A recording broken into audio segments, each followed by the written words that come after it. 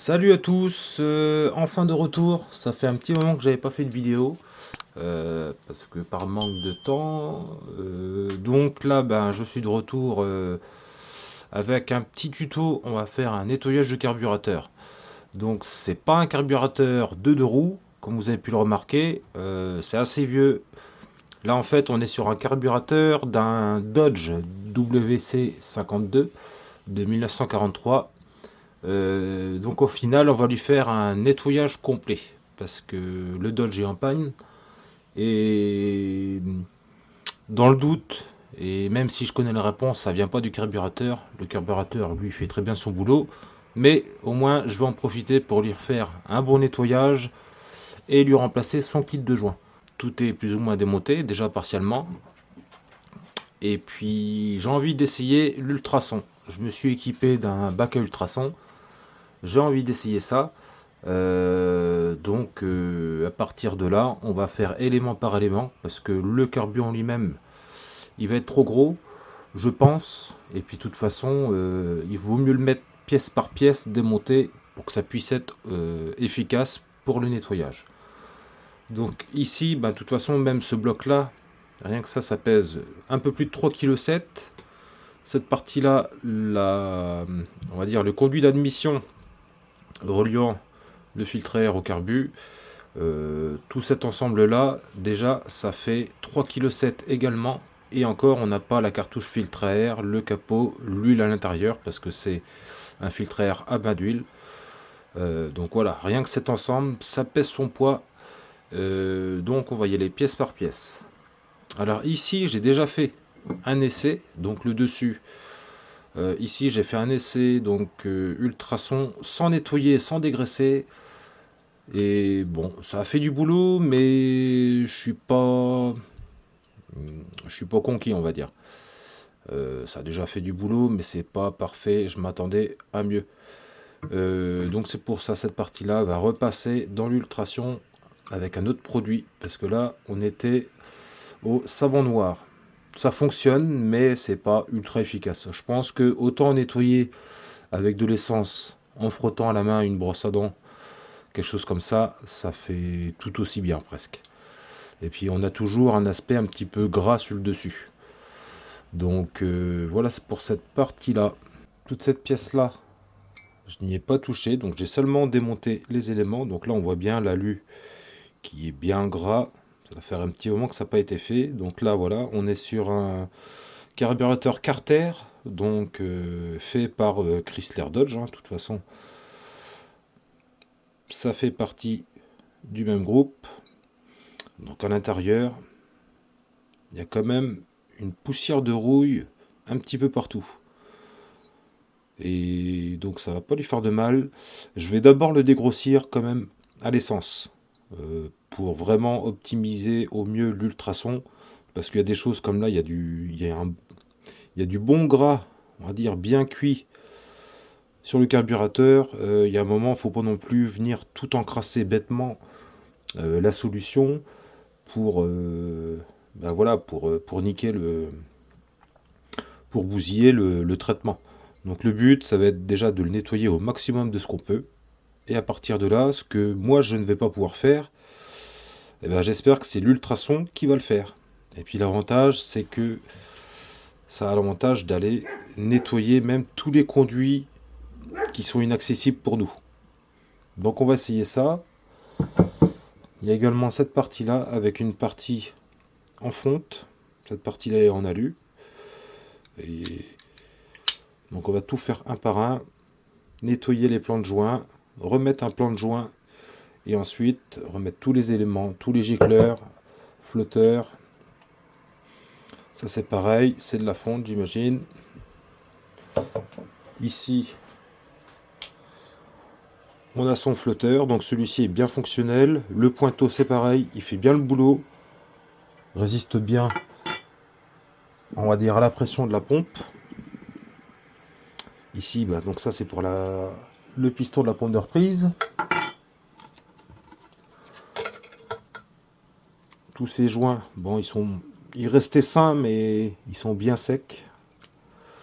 Ils sont secs de chez sec. Donc moi j'ai racheté un kit de joints qui va bien. Alors qui va bien, de toute façon, je pense que je les mettrai à tremper dans l'huile parce que c'est du kit de joint neuf d'époque. Enfin, neuf d'époque.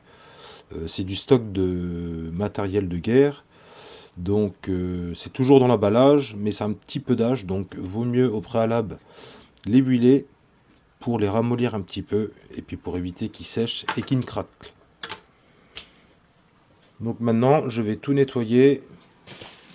Ici, j'ai également tous les petits composants. Il y a des petites billes, il y a les pointeaux, il y a des aiguilles, il y a les gicleurs, des bouchons.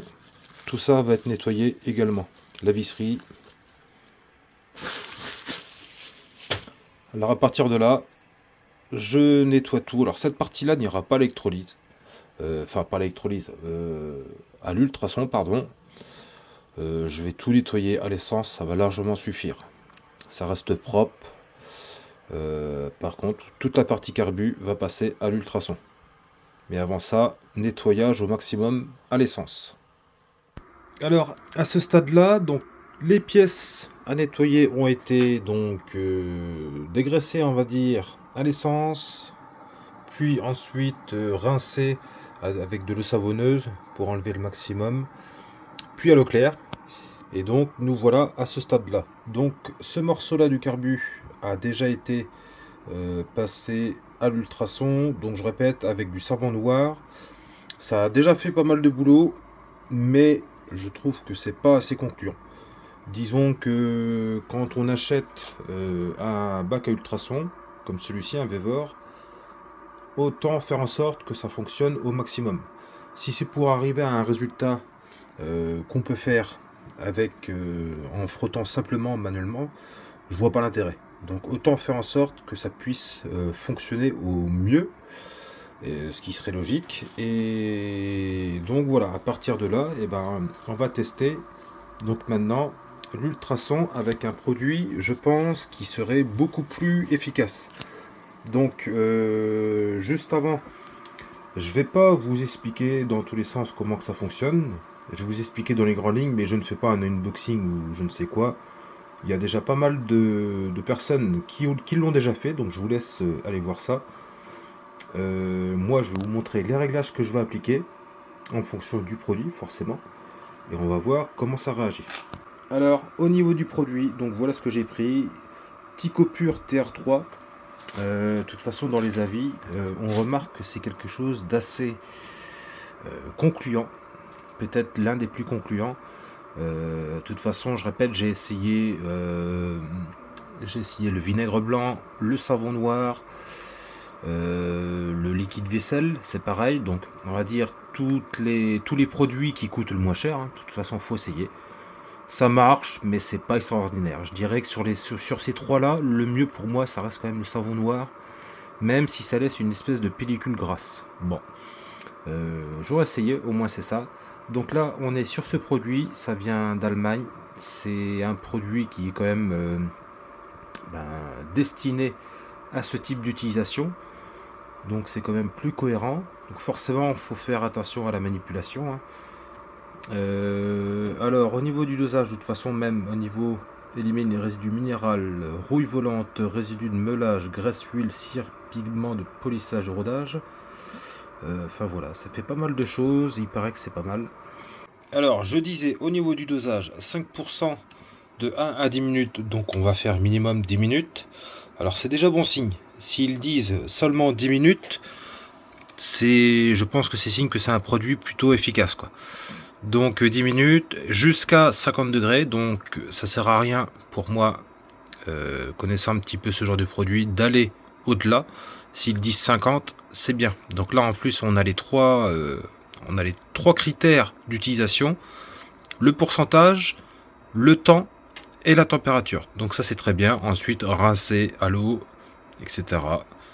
Donc on va essayer ça. J'ai mis donc 8 litres d'eau de manière à ce que la pièce soit totalement immergée. J'ai ajouté à ça 5%, soit 25 centilitres de dose de produit. Et donc voilà, cette pièce là est quand même en partie nettoyée avant, de manière à ce que je puisse réutiliser le produit pour d'autres bains.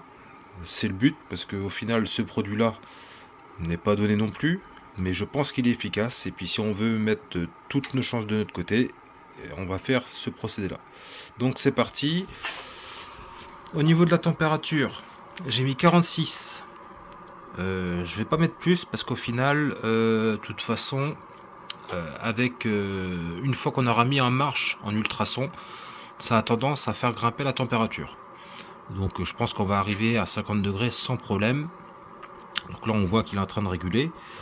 Il est arrivé à sa température de consigne. Ici la température de consigne, ici la température actuelle de l'eau. C'est pareil, là on est sur un bain neuf. Donc idéalement prenez de l'eau déjà chaude du robinet, vous allez gagner votre temps au niveau de la chauffe.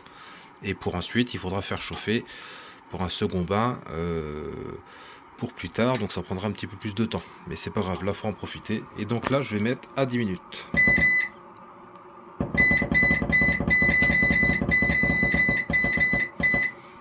On va faire un premier essai comme ça. Et à ce moment-là, on met en route. Ça fait un bruit assez strident. Donc c'est pour ça, on va se reprendre juste après. Parce que là, rien que maintenant, là, on voit déjà, ça fait effet. Il se passe quelque chose. Comparé aux essais avant avec le savon et compagnie. Donc on se reprend tout à l'heure.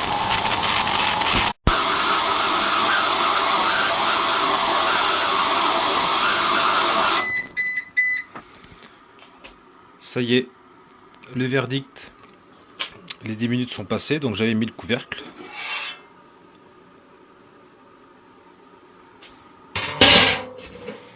Alors déjà, en 10 minutes, l'eau est devenue vraiment trouble. Donc je pense que ça a fait quelque chose d'intéressant. On regarde ça.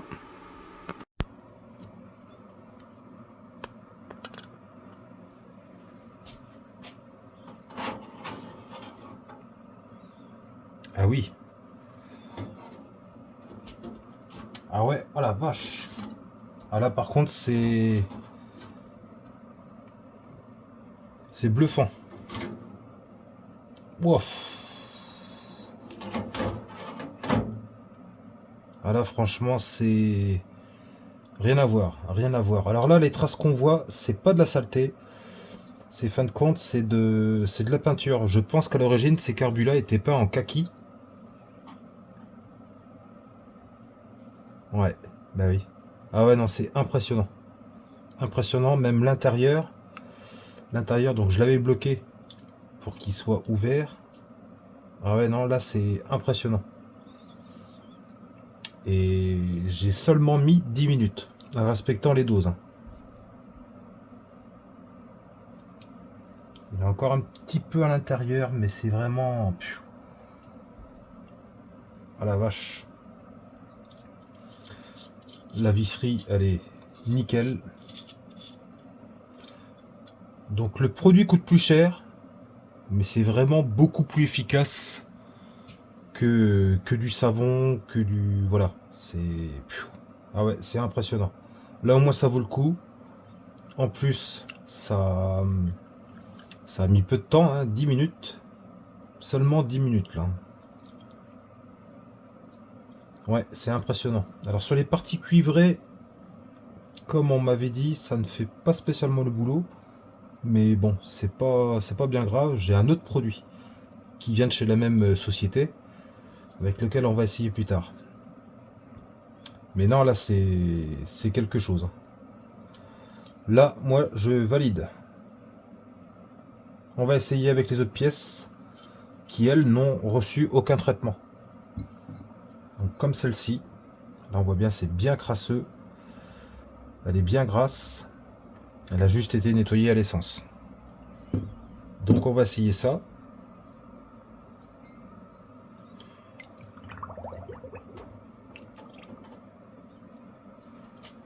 Et c'est reparti pour 10 minutes.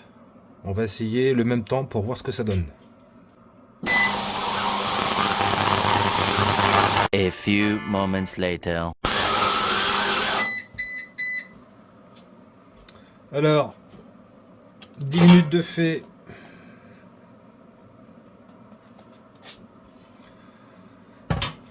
Ouais, et ben la flotte est davantage trouble. Donc je pense que c'est une fois de plus concluant. Po, po, po, po.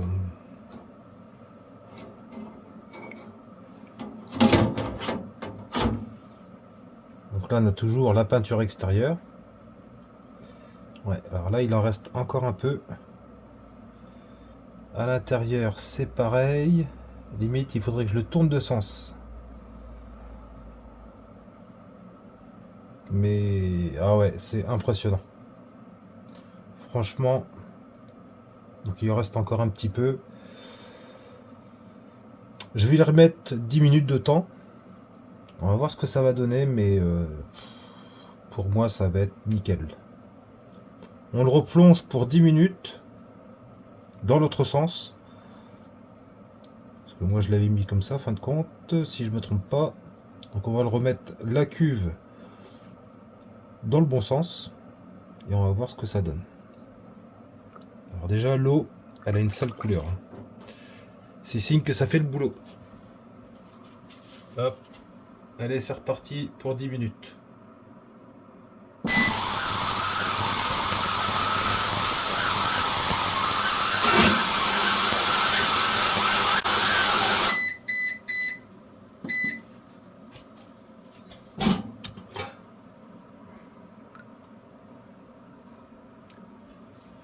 Deuxième passage fait pour ce morceau là.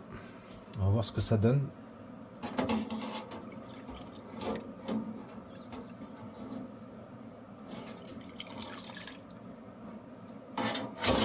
On est pas mal.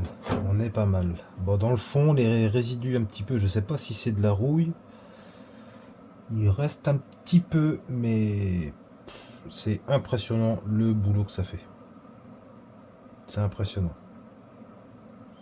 Donc à la rigueur, je verrai, je pense que je lui ferai un dernier passage. Pour lui. Bon, ça par contre, ça c'est pas de la peinture, c'est de la crasse. Il y a un gros paquet de terre mélangé avec de l'huile, j'imagine. Mais non, franchement, c'est... Ah, c'est top. C'est top, top, top. Rien à voir.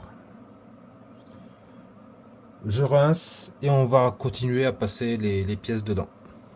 Alors là, j'ai fait d'autres passes. D'autres passes avec un autre récipient, avec un autre produit. Donc c'est du RW77 de la même marque, Tico Pur, toujours la même société en Allemagne, qui est plutôt destiné à enlever de la salissure sur tout ce qui est acier, laiton. De toute façon, verre, métal, céramique, plastique, caoutchouc, plaques imprimées au service, des montres, tapis d'essai, des monnaies, matériaux sensibles aux alcalins, peut-être attaqués, comme par exemple les métaux légers. Donc je pense qu'il faut éviter tout ce qui est aluminium, quoi. Donc moi en l'occurrence, j'ai mis de la visserie en acier. En fait tous les gicleurs, tout ce qui est en laiton. Le laiton c'est en métaux lourds. Donc on va essayer ça. Là ici c'est au niveau de la pompe de reprise. Donc j'ai pas mis à tremper. J'ai pas mis à tremper le joint pour pas l'abîmer. C'est un joint en cuir.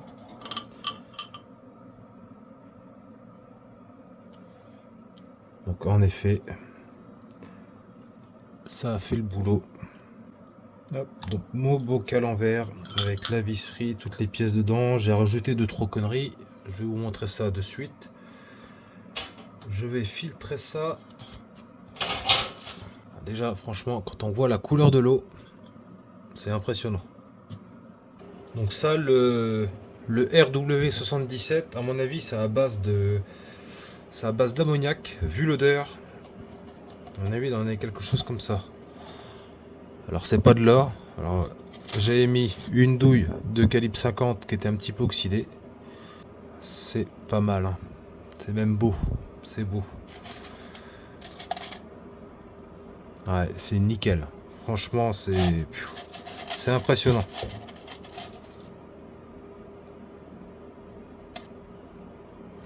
C'est impressionnant. Donc je rince ça et on va sortir les autres morceaux.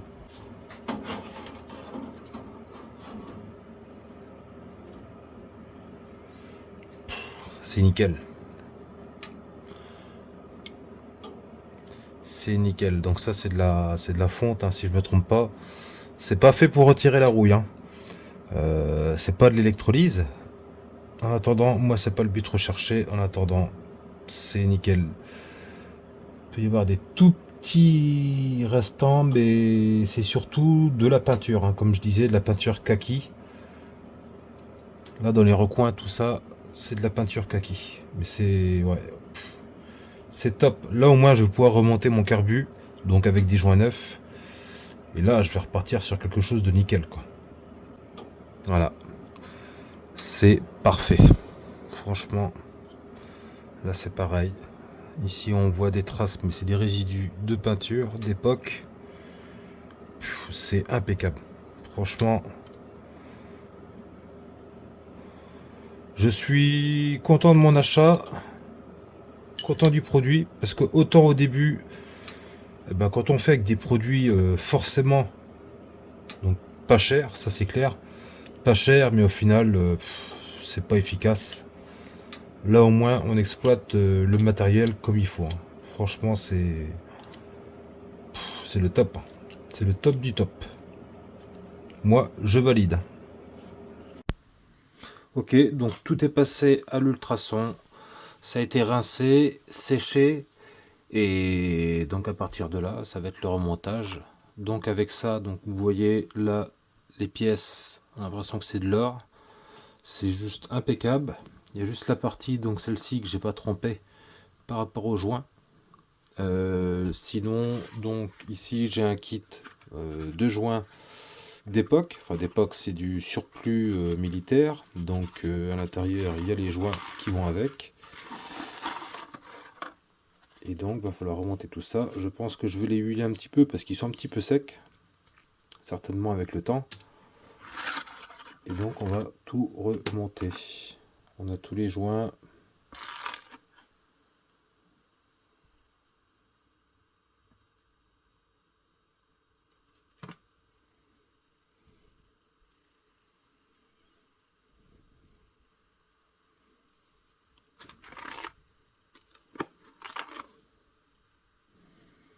Hop, donc voilà, maintenant on remonte tout.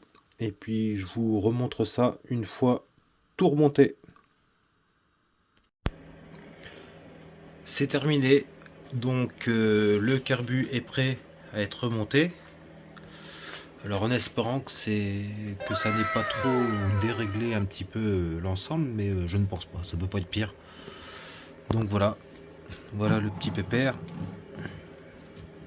C'est impeccable, tous les joints sont remplacés. J'ai remis au réglage d'origine. J'ai ajusté un petit peu la hauteur du flotteur. Et puis c'est bon, il n'y a plus qu'à remonter ça. Donc pour résumer un petit peu tout ça, l'électrolyse, c'est top, c'est validé avec ce produit là, parce qu'autant les autres, je pense que c'est plus de temps de perdu qu'autre chose, autant le faire soi-même, ça fait pareil. Donc là par contre le résultat est vraiment là avec ce produit là, franchement c'est validé à 100%. Vous pouvez y aller les yeux fermés. Alors certes le produit est un petit peu cher, mais c'est réutilisable, vous pouvez faire plusieurs bains avec avant de remettre une recharge, on va dire. Alors que là, franchement, c'est le top. Donc voilà, vous pouvez faire ça avec tous les types de carbure. Ça va de soi. Tout type de pièces. Alors j'ai pas osé mettre les joints papier ou les joints en cuir. Je préfère éviter, mais tout ce qui est caoutchouc, apparemment ça résiste. C'est pas le problème. Et franchement, le résultat est impressionnant. C'est le mot, faut le dire. Quand ça marche, il faut le dire aussi. Voilà, donc à plus pour de prochaines vidéos. Donc voilà, à la prochaine, à plus.